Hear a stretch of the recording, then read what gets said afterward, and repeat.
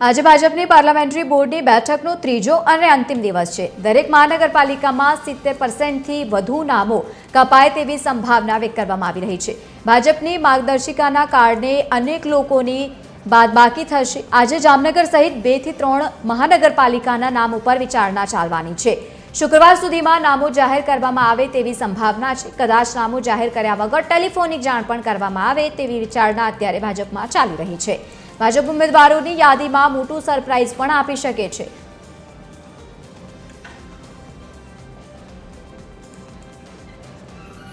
માહિતી સાથે associate editor Arun Shah ગાંધીનગરથી લાઈવ જોડાયા છે। અરુણ, જે પ્રમાણે મતદારોના નામોની યાદીને લઈને સતત સસ્પેન્સ જોવા મળી રહ્યું છે, અનેક નામો બાદબાકી થાય તેવી પણ સંભાવનાઓ છે, શું કહેશો?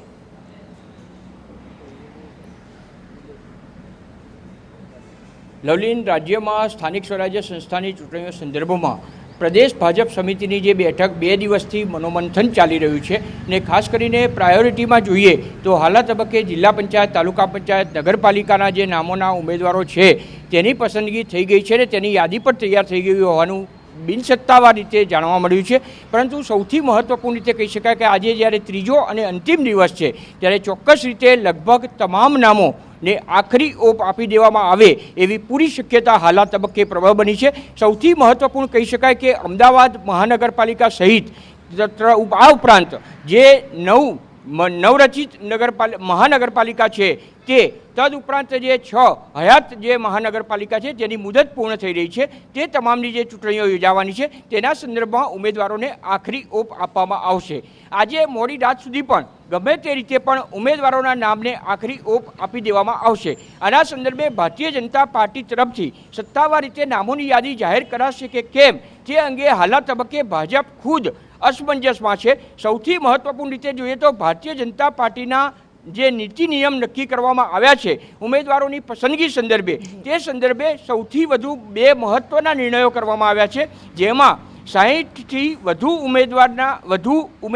વધુ વયની ઉમેર ધરાવતા નાગરિકને કોઈને ટિકિટ આપવામાં આવશે નહીં એવો સ્પષ્ટ નિર્ણય ભારતીય જનતા પાર્ટી દ્વારા કરવામાં આવ્યો છે। આ ઉપરાંત 3 ટર્મ કે તેથી વધુ ચૂંટણી જીત્યા હોય તે ઉમેદવારને ટિકિટ આપવામાં આવશે નહીં। એટલે ચોક્કસ રીતે કહી શકાય કે આ સ્થાનિક સ્વરાજ્ય સંસ્થાની ચૂંટણીઓમાં યુવા ધનને વધુ પ્રાધાન્ય આપવામાં આવશે। એટલું જ નહીં, યુવાનોની સાથે સાથે મહિલા પ્રતિનિધિત્વ પણ મોખરે રહેશે તેવી પૂરી શક્યતા છે।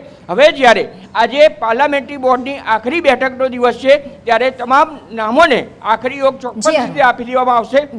સમગ્ર રીતે 10મી તારીખે મોડી રાત સુધીમાં તમામ ઉમેદવારોને તે સંદર્ભે જાણ કરી દેવામાં આવશે। 11મી તારીખ ચૂંટણી પત્ર ઉમેદવારી પત્રો ભરવાનો આખરી દિવસ છે ત્યારે ચોક્કસ રીતે તમામ ઉમેદવારી પત્રો ભરી જાય અને ભારતીય જનતા પાર્ટીના ફેવરમાં પરિણામ આવે તે પ્રમાણે ઉમેદવારોને સૂચના આપવામાં આવશે।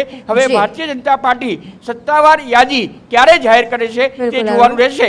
કરશે કે ઉમેદવારોને ખાનગીમાં ટેલિફોન કરી ઉમેદવારી પત્ર ભરવાનું જણાવી દેવામાં આવશે તે જોવાનું રહેશે। બિલકુલ, આભાર સમગ્ર માહિતી સાથે જોડાવા બદલ। તો પાર્લામેન્ટરી બોર્ડની જે બેઠક ચાલી રહી છે, આજે અંતિમ દિવસ અને નામોની સતત ચર્ચા જે પ્રમાણે કરવામાં આવી રહી છે।